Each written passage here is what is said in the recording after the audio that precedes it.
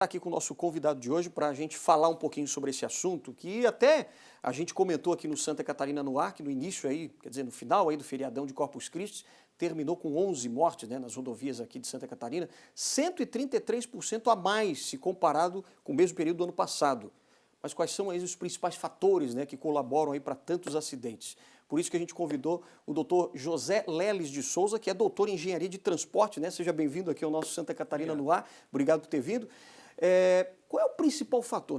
A gente sabe que tem muita imprudência. Essa imprudência ela vem de que forma, hein? Principalmente? Na verdade, nós temos vários fatores, né? O celular, como apresenta aí na própria reportagem, é um dos grandes fatores, até porque é uma tecnologia que está presente hoje na vida das pessoas, as pessoas não conseguem abrir mão desse meio, e aí vão para o veículo e acabam querendo utilizar o equipamento.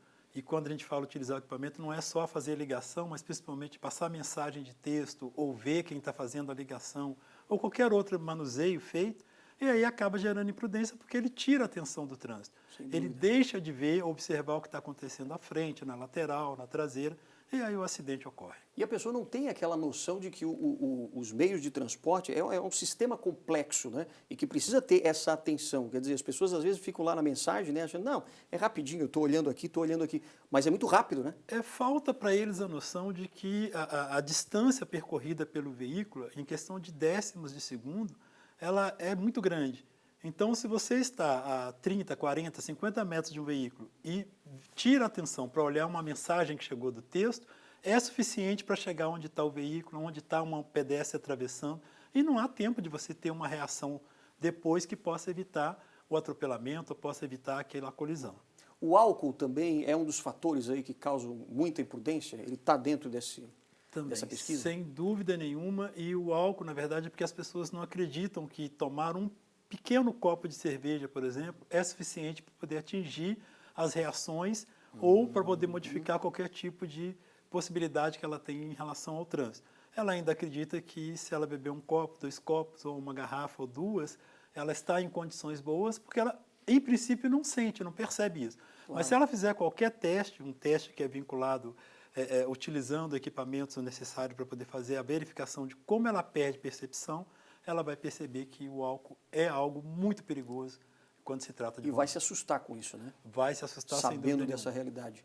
Agora, o que você acha, por exemplo, que os governantes poderiam fazer? Porque a gente viu aqui um aumento muito grande, né, em relação ao ano passado, principalmente agora no feriado de Corpus Christi e tal. Quer dizer, a gente sente que as pessoas não estão tomando conta de si próprias. O governo pode fazer alguma coisa para tentar diminuir isso?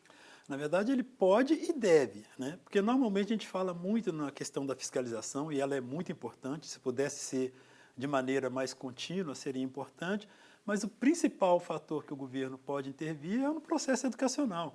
E nós temos desde a nossa edição do Código de Trânsito Brasileiro e na própria Constituição nossa, a obrigatoriedade da educação na rede escolar, e isso não sai do papel.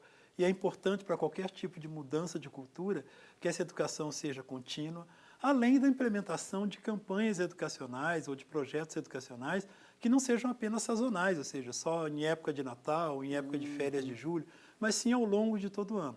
É assim que se constrói uma cultura de segurança, é assim que nós vamos fazer com que a população, por si só, aprenda que é importante, que é necessário ela preservar a vida, principalmente na questão do trânsito. Sem dúvida. Agora sim, a gente sabe que também ruas, as rodovias principalmente, tal, tem alguns problemas também de construção mesmo, da própria infraestrutura.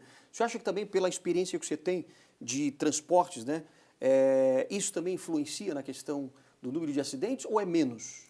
Influencia sim, porque as pessoas têm o fator psicológico que muitas vezes você está numa rodovia, a exemplo da nossa 282, que é uma rodovia cheia de curvas, de difícil circulação, Exato. E as pessoas não têm às vezes paciência de fazer um determinado trajeto longo, porque tem um veículo à frente mais pesado, que a velocidade é mais baixa, ou mesmo na área urbana, onde você tem um motorista que às vezes ele está com uma velocidade menor que a da própria via estabelecida, e aí, por essa impaciência ou por falhas na engenharia de tráfego, a pessoa acaba cometendo uma imprudência, embora isso não deva justificar a imprudência cometida, Claro. mas isso pode levar à situação de acidentes também. É porque a situação acaba caindo na questão da educação, porque se você está bem educado no trânsito, você vai ter mais paciência e entender que não dá para mudar aquela realidade. Né? E vai ser suficiente para você, uma pessoa bem educada, ela é capaz de corrigir as falhas que a engenharia de tráfego Sem possa, dúvida. porventura, deixar. Sem dúvida. Doutor José Leles, muito obrigado, hein, pela sua participação Imagina, aqui, obrigado a esclarecer um vocês aí. pouquinho esse assunto com a gente. Obrigado mesmo.